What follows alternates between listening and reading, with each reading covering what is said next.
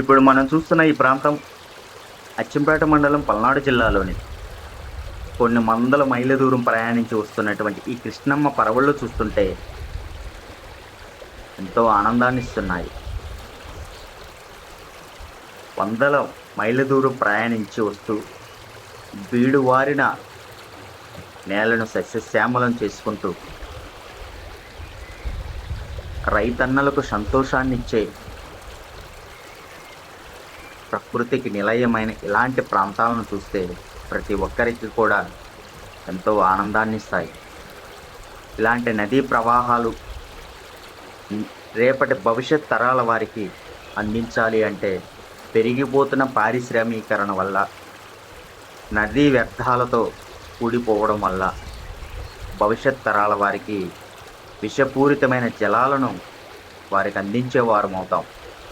దయచేసి మనం అందరం కూడా ఇలాంటి స్వచ్ఛమైన నదీ ప్రవాహాలలో వ్యర్థాలు వేయవద్దు. సమస్త జీవకోటికి మూలమైన నదీ ప్రవాహాలను మనం ఎక్కడా కూడా కలుషితం చేయవద్దు. ఇంత చూడచక్కడమైన ప్రాంతంలో మనందరం కూడా పుట్టినందుకు గర్వపడదాం. కొన్ని వేల సంవత్సరాల క్రితం ఇలాంటి నదీ ప్రవాహాలు ఏర్పడి ఉంటాయి.